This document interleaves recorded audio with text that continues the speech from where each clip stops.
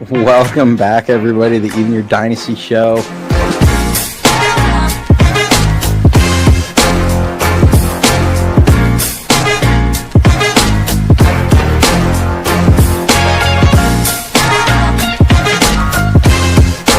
We just got breaking news in.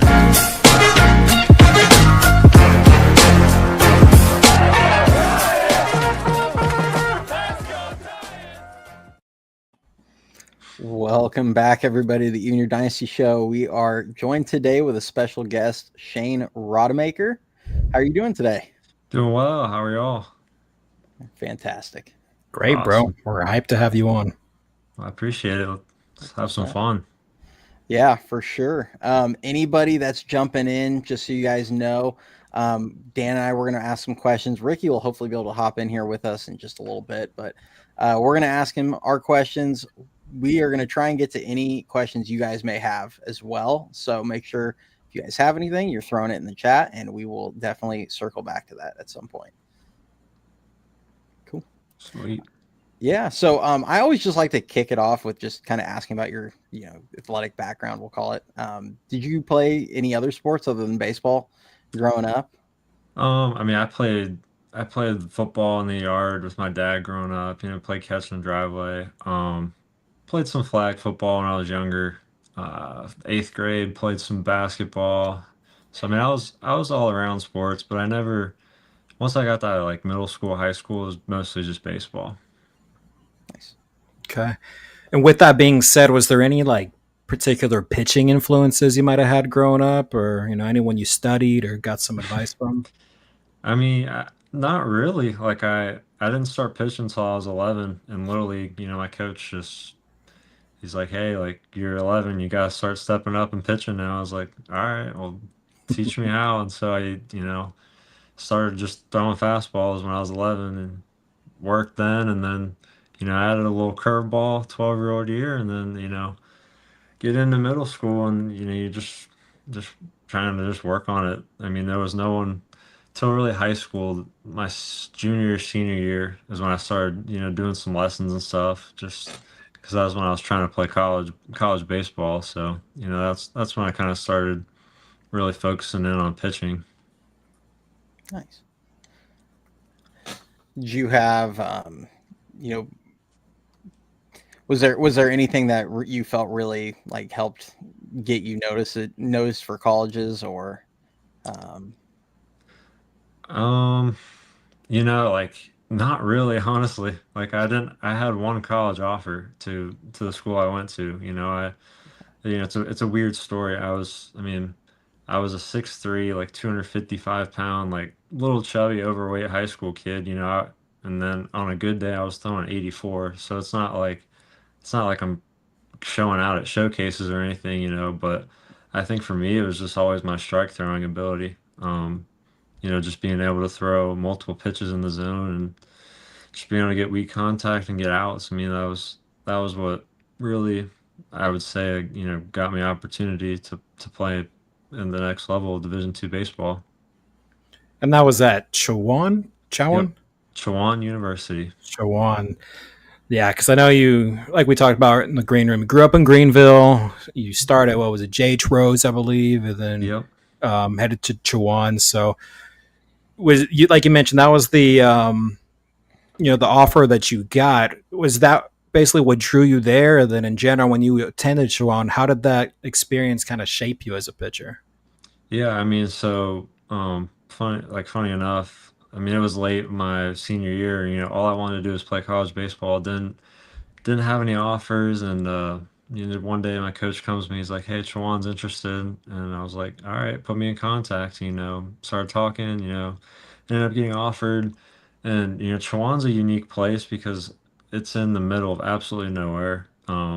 There's a McDonald's and a Subway are the only two fast food places there. So like it is quite literally in the middle of nowhere, and you got to be a special kind of person to go there. And so I was just thinking, I was like, "Oh, I don't know if I want to do this." And my mom was like, "Well, do you want to play college baseball? Yes or no?" And I was like, "Well, yeah." She's like, "All right, well then let's do it." And so ended up committing, get there freshman year, and basically told you might you might get a few innings here out of the bullpen. Like, you're probably not going to throw a whole lot. And I was like, all right, whatever, I'll work. And so he went to work, ended up earning a starting spot. And, unfortunately, it was COVID year, so I didn't get to finish my full freshman year. But, um, you know, ended up playing the CPL and just learning a lot there, and then brought it back to school. And all my 4 years, I mean, I just had to work hard. I mean, every night in the gym, just mobility,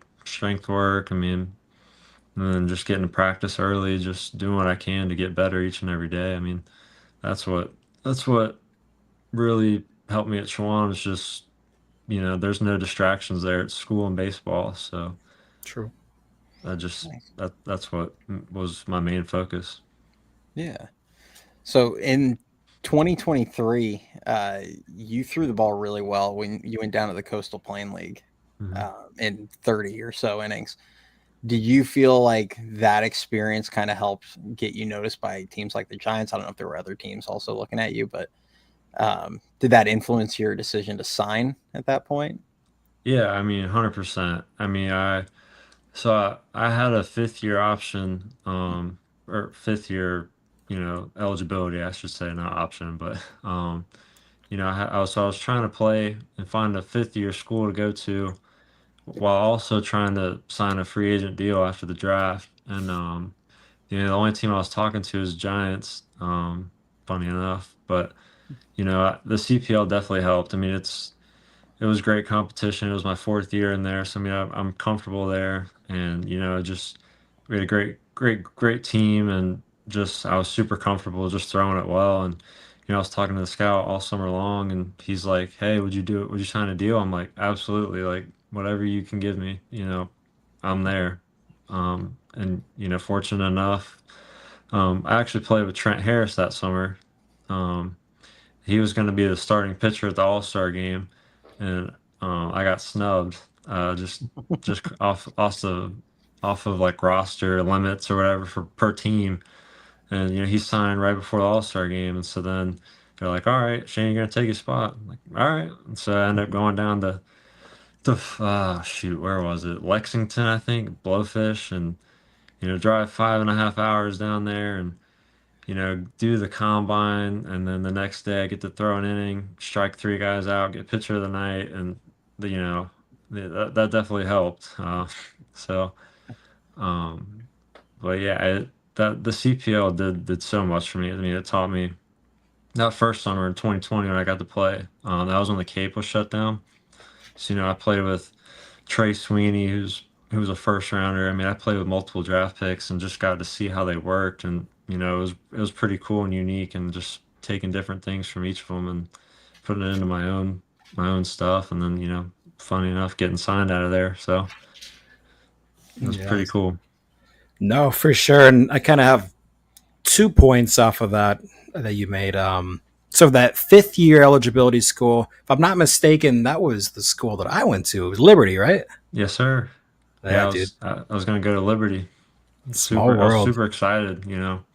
Funny enough, I committed, I think like 2 or 3 days before the Giants called. So, and it was kind of like awkward, having to call the coach, like, "Hey, I got good news for me, bad news for you," type thing. But, he was super calm and like super helpful about it. So, Yeah, they're a great school. It's my alumni right there.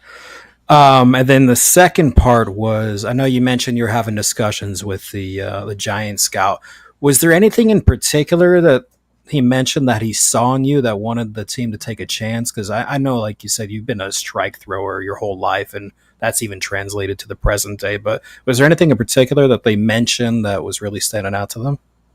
I mean, you said it. Just being able to command the strike zone. I mean, that's always been my biggest calling card, is just not walking people and being able to get outs. I mean, that's what he saw in me, and that's what he was fighting for. I'm not a guy that's gonna light it up on the scoreboard velo wise. So I mean, I got to pitch, and so that's what he really liked about me. And fortunate enough, he ended up getting me a deal. Nice. Mhm. Yeah. So I mean, so speaking of that, like as you've mentioned, you are a strike thrower. I do like a weekly report on everybody. There are a lot of players in the system, and it's funny because with the pitchers, I really like to talk about. Okay, he threw this many pitches, this many strikes, so people kind of know how you're building up your arms and things like that. And I get to you, it seems like every week, and it was, hey, he threw 62 pitches in 5 innings, and it's a Yeah. bit of a throwback. It's kind of crazy. Do they have to really like limit your innings? Because it seemed like they'd only hold you to about 5 innings most weeks. Yeah, Do I you feel like you're mean, gonna be able to go deeper in games now as you're advancing up the levels? there's definitely the opportunity for it. There was a couple outings where, it was like a 75-80 cap maybe, and I was like, it was either like 6 innings or 75, and I'm at 6 innings, 55 pitches, and it's like, man, like, give me one more, and they let me go one more, and then it's like, oh, let me go one more, and they're like, nope. I'm like, ah. There was one outing, I think I was at like, I was I finished the seventh, and I had like 68 pitches or something, and I think that was right when I got back from AAA, so I didn't throw that week, and so they Okay. bumped me down to like 5 innings, like 75 pitches, and they had already let me go one more up than they wanted. So it was kind of a frustrating one because I was dominating, and then had to get pulled. But they're smart about it. It's all about health. I mean, there's like those games don't, like, in the end, they don't mean anything. It's all about development and health. So I mean, I understand it. Nice. Yeah, for sure. This is kind of related to what we're talking about. It's not a question that I had, but I was talking about it with Cody in the green room just to make sure that I read this right. Was it April and you went the entire month with only one walk? Probably, yeah. That's freaking insane. Yeah, first outing I gave up just a solo shot, and then 5 straight outings scoreless, and I might have walked one guy.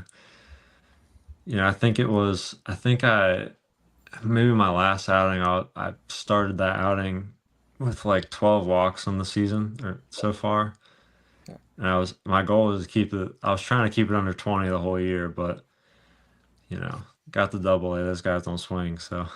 Nah, for real. Is there anything in particular you think helps you command the zone as well as you do? I think just not being afraid.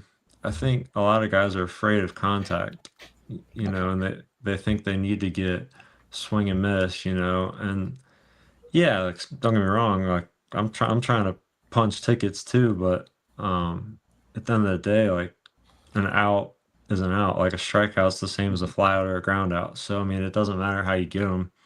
And I think a lot of times guys just shy away from contacts, and you know, I'm not afraid to put it in the zone. If I get hit, I get hit. Next guy. Nice. Love it. Yeah, for sure. I'm gonna kind of go back and we'll get up to this, but first, welcome in, Ricky. Good to see you, brother. Try again as quick as I could. No, you're good. So I just want to kind of to backtrack a bit, Shane. So you debuted in the ACL in 2023. You spent all of 24 literally dominating in San Jose. You had a just under 11 Ks per 9 innings on the year, which is insane. And then you explode in 2025 at high A, but before earning a quick bump to Richmond. So I just want to know, like, what's been the biggest adjustment to you jumping levels this past year?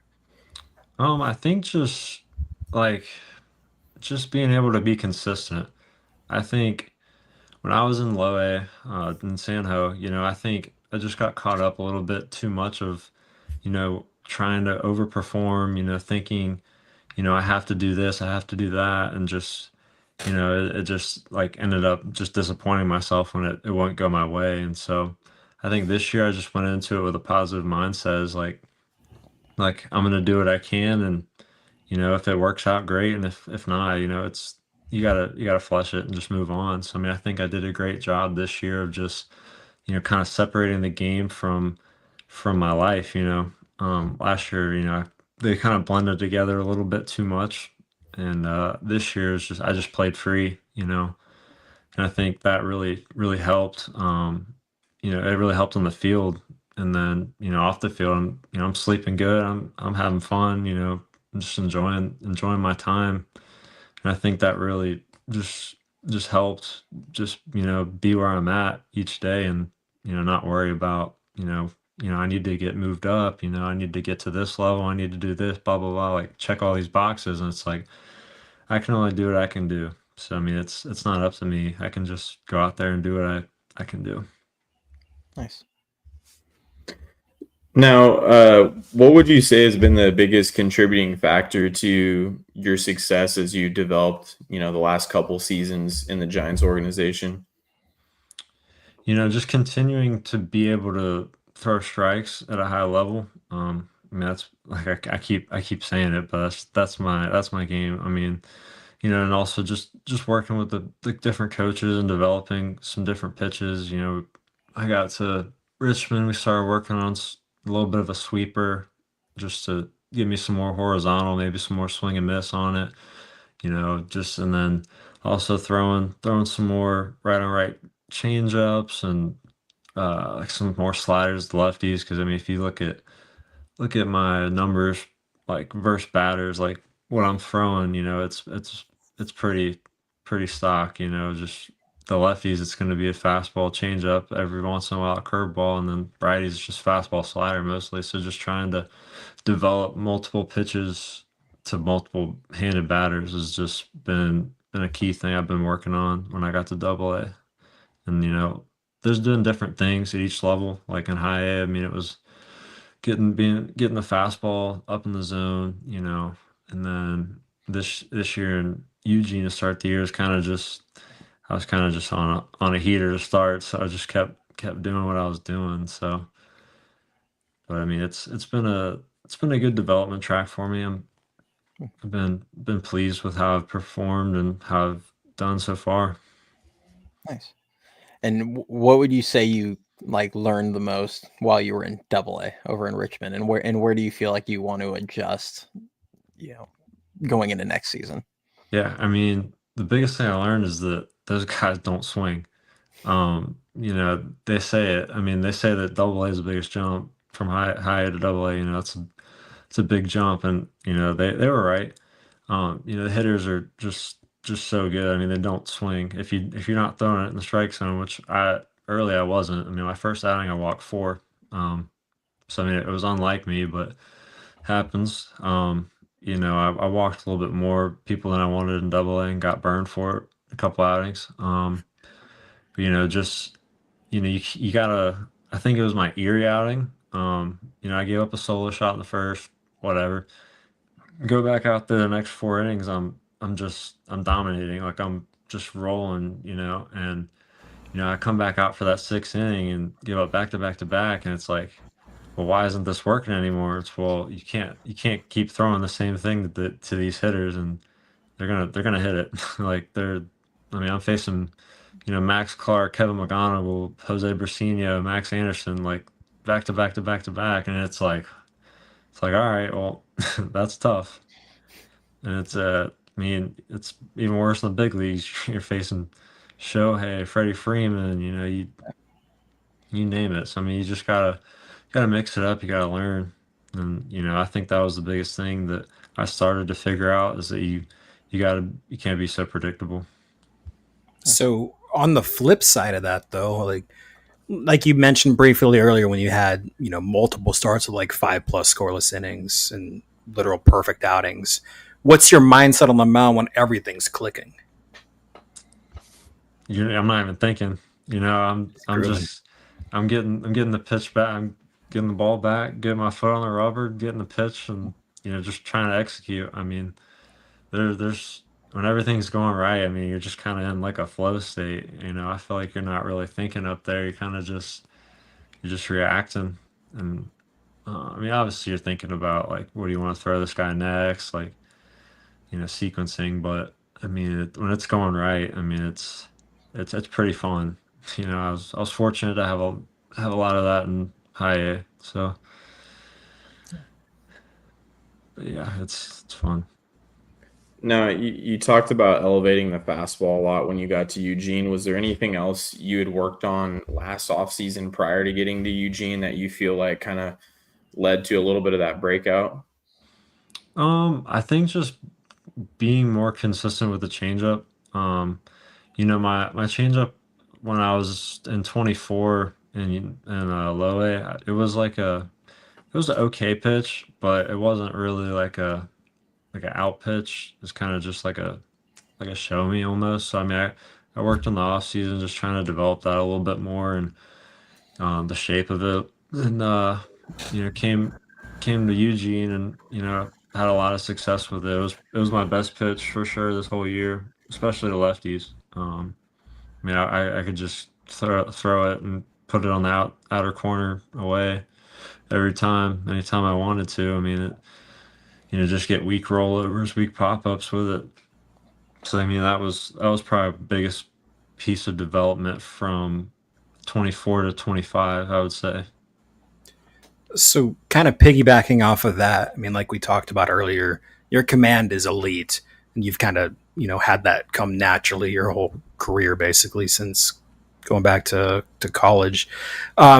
Nowadays, is there any like specific drills, or I know they implement like some other forms of tech for you guys? Is there anything in particular that's kind of helped you maintain that command?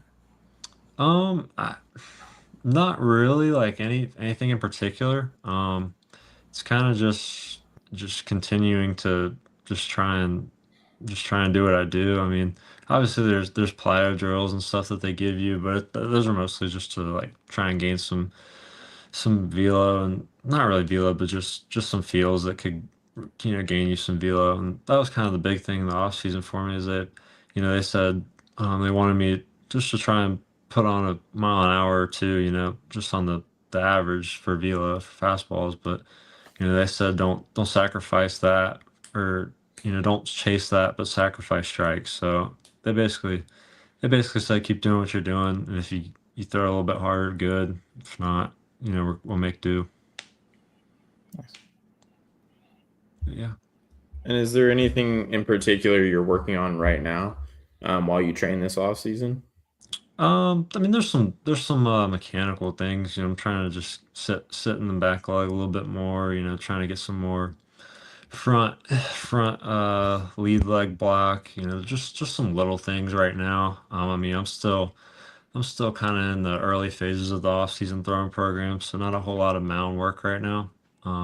So pretty much just trying to get the arm back into shape, and then we'll be moving into bullpens probably next month and a half at some point, and then we'll get going, work on some stuff in live ABs, and fortunate we got some good hitters around here that I can throw to. So Nice. What's your off-season training kind of your program look like? Did you take like a good sized break after the season ended, or I took 3 weeks off of throwing, um, which was nice. Needed that. I kind of went straight back into the weight room. Didn't really take much time off. I just tried the first couple weeks just trying to get my legs back under me and just get under the bar a little bit and build up some endurance there. And now we're into the like we're me and my trainer we're on to like it's called French contrasts. Basically, just it's basically like you do a heavy movement and you do like a lighter fast movement like a underload, like it's kind of, I don't even know how to explain it, but it's called the French contrast, and so that's what we're kind of moving into now. But yeah, it's been fun. It's been like it's probably week 2 of doing it, so I'm enjoying it. Did it last year and it made a big difference in my performance, I feel like. nice? Is there anybody in the Giants organization you've been training with throughout the off season? Not right now. Last year, Cam Cotter, if you're familiar with him, he was in Richmond. He unfortunately got released right when I got promoted, but he trains here at my facility too. So he was cool to train with. Great guy. But other than that, no one really around here that's in the Giants org. Okay. And I did want to backtrack for a second. I before I hopped on, I heard you guys talking about your time in the playing summer ball in the Coastal Plains League. Um, I saw you were playing in that league for multiple summers. Mhm. What point in that process was it when you felt like a lot of scouts were really looking at you? You had a lot of success down there each summer. Was it just that last summer you were there, or was it kind of throughout each summer you felt like you're gaining some momentum with scouts? I think my third year there, my junior year, is kind of when I started to get a little bit of notice. Before the game and after the game, my coach would be talking to him before the game. And one day I was passing by and they're just like, oh, you're Shane Rademacher or whatever. I was like, yes, sir. Like, just being polite. And they was like, all right, I got my eye on you. I was like, sweet. And I was like, that's cool. So that was kind of when it started. And then, you know, um, into the fall of my senior year, I mean, I got some workout like invites and stuff, which is cool. We went to a Yankees workout, which is cool. But had pro day, scout day, whatever you call it, and so that was kind of when I started getting noticed a little bit, and then it just continued into the school year, and then into that summer or before I got signed. Nice. Ricky, was there anything else that you had that he and I already covered that you wanted to ask? The rest of mine are kind of off topic, so if there's anything else you had, go for it. All right. I'm curious, Shane. I know, like, in each level, those teams got like their alternate identities or like their theme nights and whatnot. Like I think it's the Monaticus, the Yeah. Eugene or whatever. Mhm. Is there like a favorite theme night that you had from this past year? I mean, I always threw well in the Monarchas, so like that was always a cool one. Um, I always loved throwing the exploding whales one. That Yeah. was always a cool one. Um, last year when we got to throw in the churros, those were always fun. In San Jose. Got a churros Um, jersey in my closet right now. oh, I got mine from last year, so There you go. I wanted to get my exploding whales from this past year, but I didn't end up being able to get it. But Did, um, did they tell you guys the backstory behind the exploding whales? Are you yeah, there? it was I like a don't know it. whale washed up on the beach or something. Yeah. Didn't they like blow it up or Yes. yeah. Wait, Dan, wait. I'll send you the video. Yeah, I'm like, what the hell is this story? Yeah, it's a weird story, but yeah, Yeah. that was cool. Trying to think. I mean, we had some cool ones. Um, it was yeah. I mean, I think my favorite one was probably I can't think of what it's actually called, but it's like the cancer night in Richmond. That we got to wear the custom jerseys that the kids in the hospital, like they got the color on the numbers on the jerseys, and That's cool.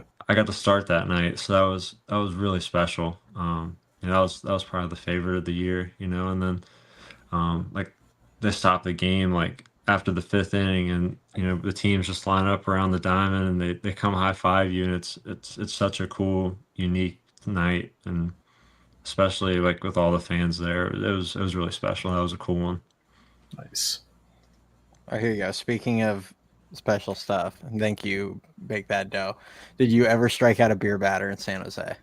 I did. I struck out a couple.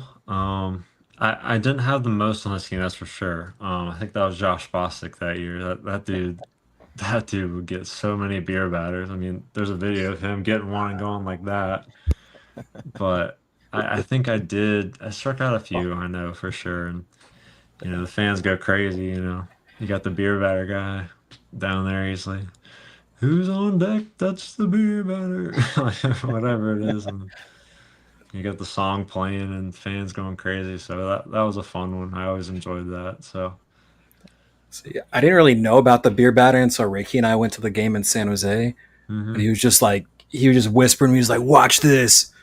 And the beer batter came up. I was like, "What the hell is happening?" You had everyone like get out of their seats and like ready to sprint to the concession Yeah. stands. I was like, "Dude, do I need to get up or what?" It was crazy. No, they also had it in Eugene, but it wasn't the same as San Ho, you know. But it was still cool. It was whenever we played Seattle, it'd always be Ty Pete. Like for some reason, I don't. I think he asked for it one game, and they just gave it to him the rest of the week. And it was yeah. Anyways, That's funny.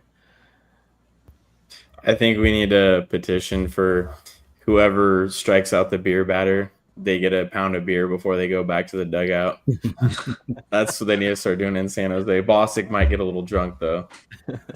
yeah, yeah, that 24. I think we had like a count on the scoreboard, and I feel like I was at like maybe like 4 or 5, and the next guy was maybe like 6, 7 or 8 or something like that, and then like he was at like 15. It was like it's like dude, like you just strike out the beer bat every time. Bostic would pull a Stone Cold Steve Austin and just. Oh yeah, he's funny, man. He's a great guy. Would be sick.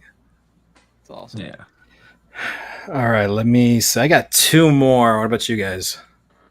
No, you're good. Go for it, Dan.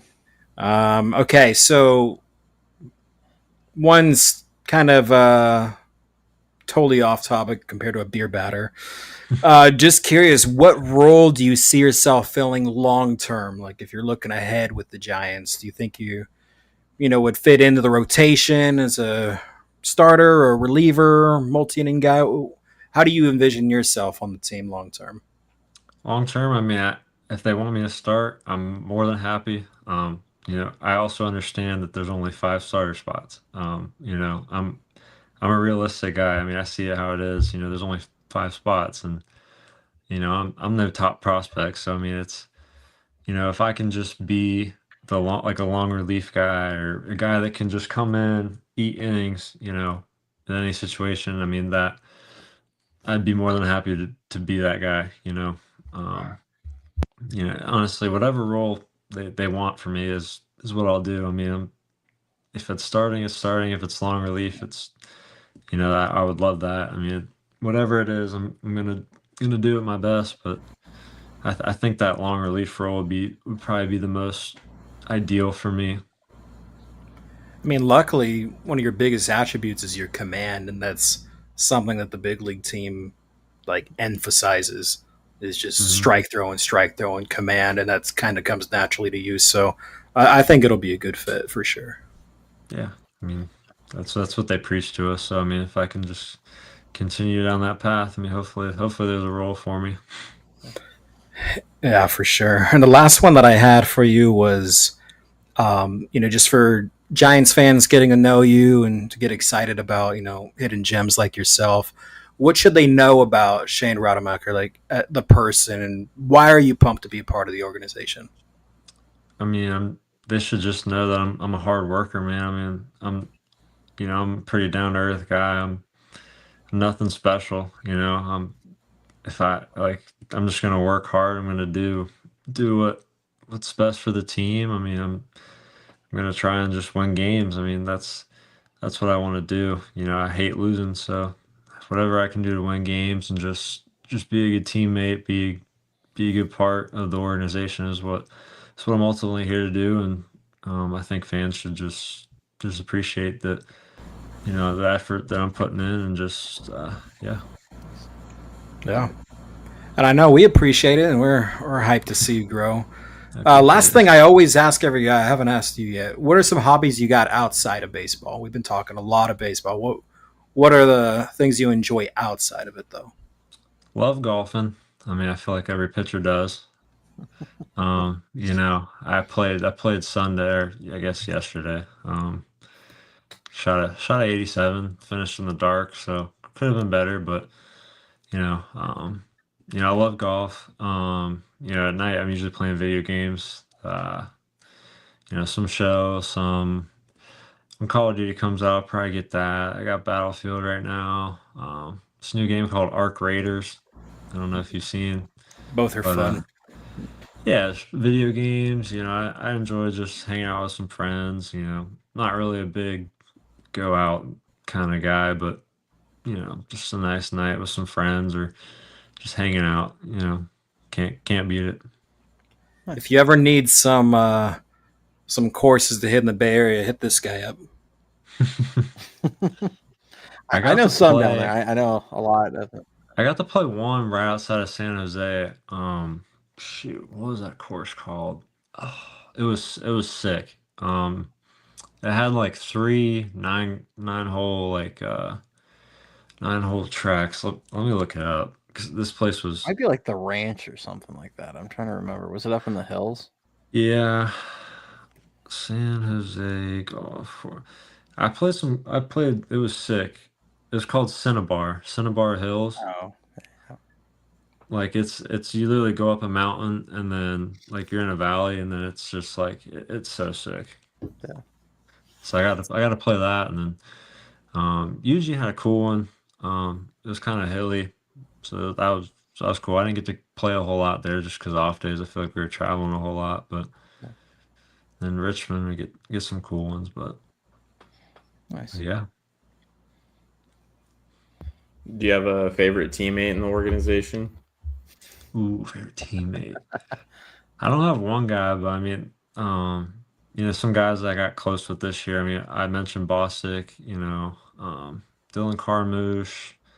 Um, I was roommates with Ian Villers to start the year in Eugene. Great guy. Ryan Vanderhei. We came in. I mean, he was the same draft class as me. He's a funny guy.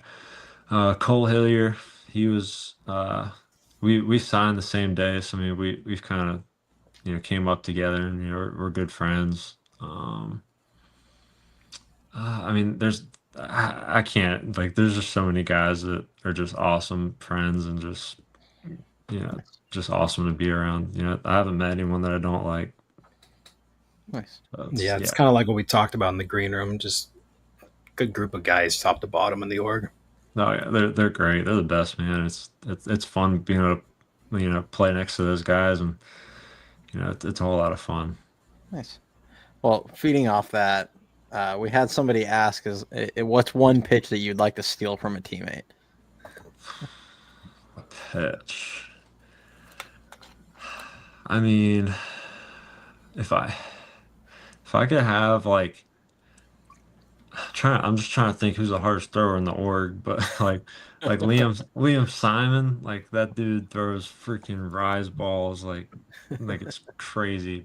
If I could steal his fastball, that'd be sweet. Um, that Dylan Carmouche's changeup, it's just freaking got a parachute, like it just stops in midair. Um, that would be cool. I mean, there's some guys that throw some wicked sliders. I mean, there's so many I want to steal, but I'd probably say whoever the hardest thrower is their fastball. But yeah, Valid. Yeah. that's a Boston's funny got a question. pretty good one. Yeah, Yeah. yeah, he does.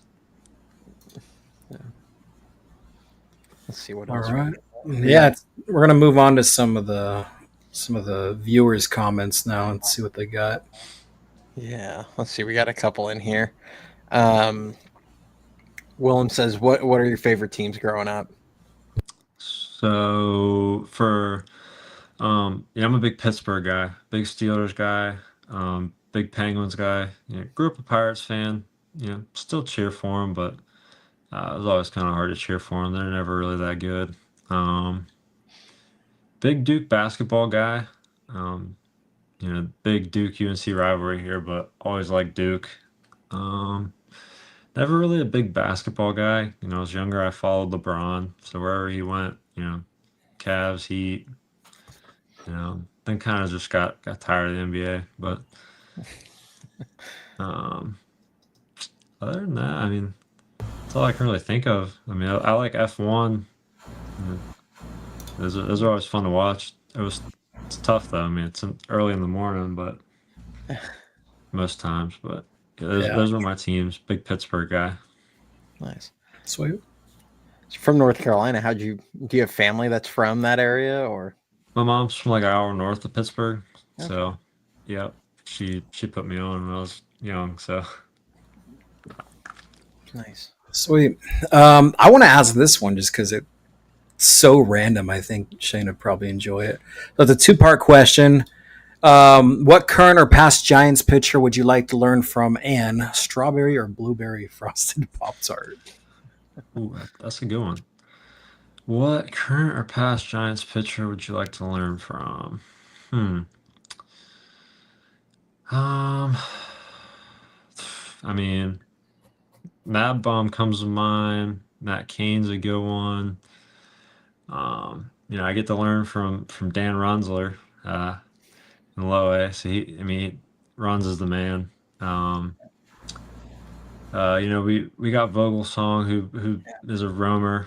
He comes, he helped me out when I got to Richmond a little bit. Um, Trying to think who's like the best pitcher that the Giants have had. I mean, you got Lincecum. I mean, he probably wouldn't help me much. He's a freak. I'm not built like him. Um, but yeah, I mean, those are probably some of the guys. I mean, just some of the guys that had high success, and then yeah. Second part of that, definitely strawberry. Definitely strawberry. We got some of those in the clubhouse in Richmond, so always snack on those mid game. Nice. Have you been able to chat with or work with any of the guys currently on the Giants roster? Any of the pitchers there? Not really. Not I haven't really been able to work with too many. I was up there for 3 days, but I mean it wasn't really like working with them. It was kind of just like you're just sitting there watching. And if the time calls for it, you go in. But yeah, Nice. Let's see what else we got. Well, that's a good one that Mark just asked. We'll save that. Actually, let's pull it up now since you mentioned him. Mark asks, do you think Vogelsong would make a good manager? I think so. He's a funny guy, but he's also very serious about his work. Just obviously didn't get to see him as a player, but I mean as a coach, I mean he's he's there to help you. I mean he helped me a little bit in spring training, and then he really helped me the week like one of the weeks right as I got called up. I mean he was there, and we had a couple bullpens and was able to work on some stuff with him, and he's very descriptive and very helpful. So I think he'd make a good manager. And I think he also was a hitter for a long time. So I mean, he obviously knows every aspect of the game. So I would think he'd make a great manager. Nice. He was definitely between him and Bumgarner, and Kane could swing it a little bit for parts of his career, but they were part of the pitchers who rake movement in San Francisco for a bit. Thank God that's over. I would not want to hit nowadays. It's scary. So, Big That Doe says many young pitchers coming up are often critiqued for not pitching inside. Is there much of a focus on that anymore? Yeah, I mean you're gonna have to throw inside to have success. I mean, I wouldn't say you should primarily focus on that, but I mean you got to be able to show it. I mean, if you're only throwing away, I mean guys are just gonna sit on that. You've got to be able to come in on them and show them that you can throw it at each side of the plate. I mean, a lot of success happens in there, a lot of weak contact. Nice. For sure. Let's see, I got two last ones queued up. I don't know if you see any more. Cody, go ahead and pull them. We'll go with this one. First impression of San Francisco. I know you mentioned in the green room you went to a game before. We briefly talked about it, but obviously the chat didn't hear that. So, Yeah, I mean San Francisco, it was beautiful. I mean, you got the water, you got the hills. I mean, it really is beautiful. I didn't get to see much of the city. I mean, I got to see down by the stadium, obviously. That was a cool area. We walked by. We came in by the cove. I mean, we walked across the bridge, came in through right field gates. I mean, just walking there. I mean, it was pretty cool. I didn't get to see a whole lot other than that, just because it was, just go to the stadium and leave. But I mean, it was pretty drive in for sure. Nice. Some good seafood down there too. I'm not a big seafood guy, but I mean, I'll definitely try it. But I'll say one of the best steaks I've ever had was right on the Embarcadero. So do with that info as you wish. all right, I do love some steak. See? Can't go wrong with steak. Amen, brother. You can't. Last one that I see here that we'll pull up for you. It's also food related to an extent. Do you have any superstitions, or what's the weirdest one that you've seen? Players' names aren't necessary. And then the second part, bagel or croissant? I'm not really a superstitious guy. In college I was a little bit.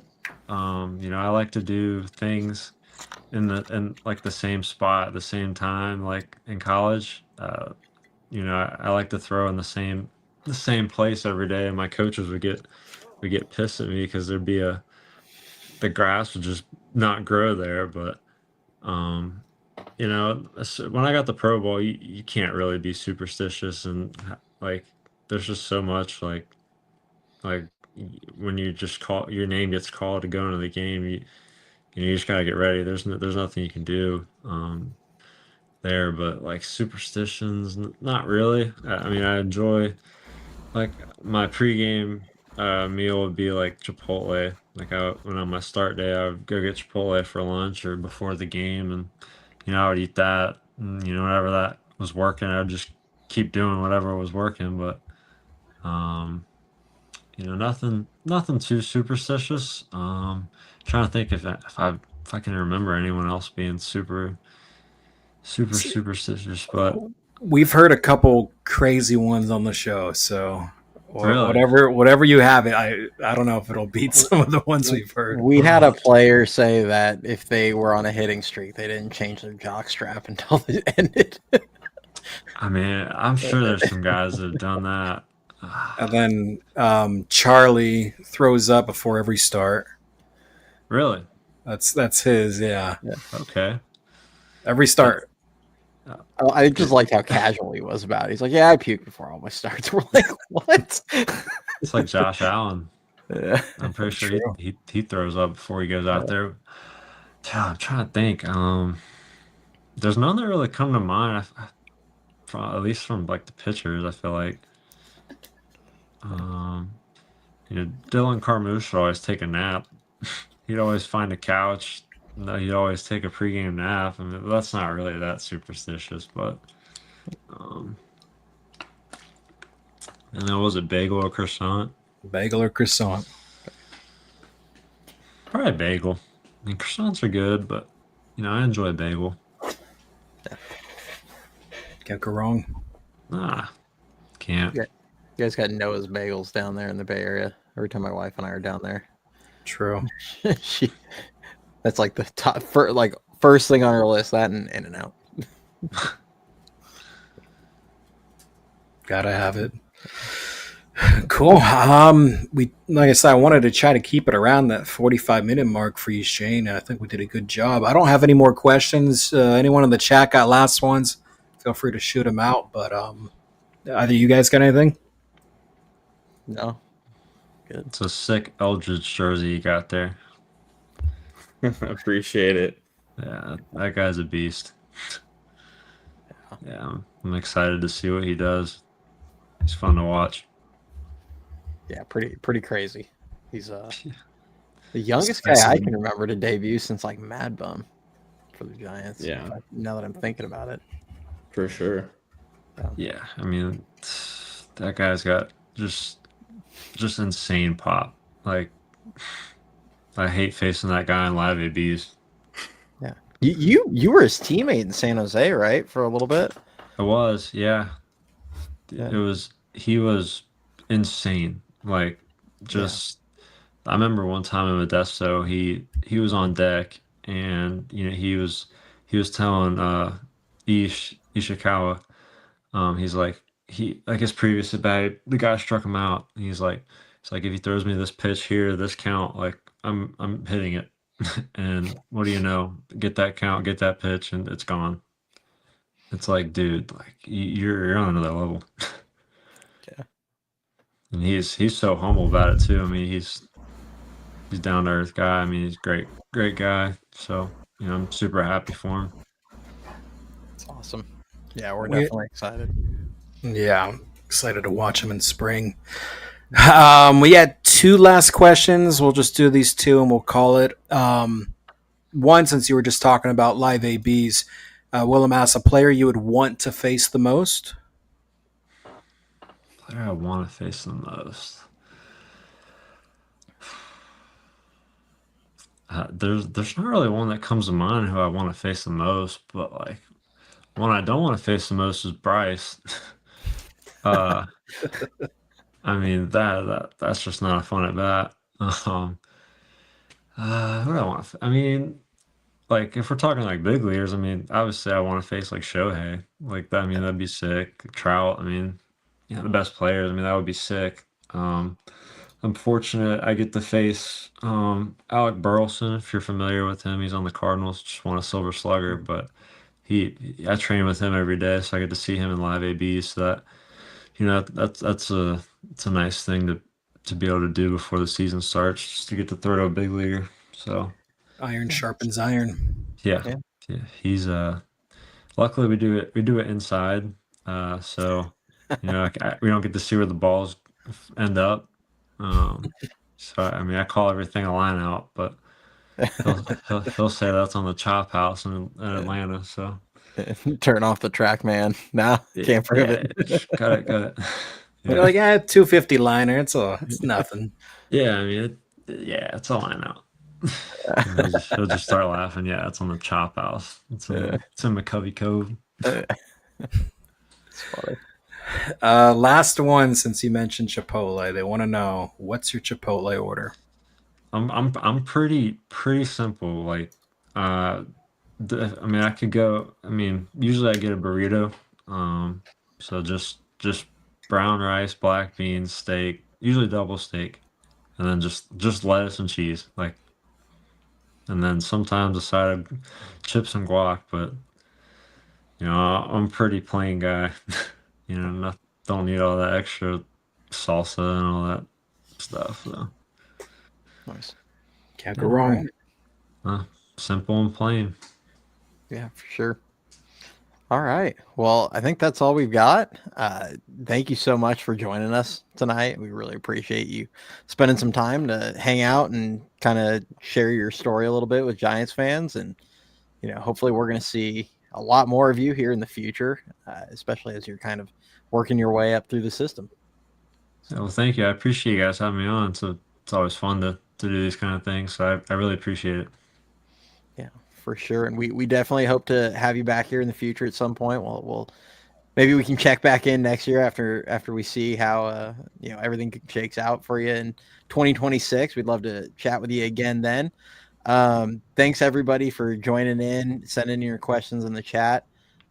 Really appreciate that as well. We'll be back on probably Friday night to chat with you guys again. But other than that, go Giants, and thanks again, Shane. Yeah, of course. Thanks. Go Giants. Yes, sir.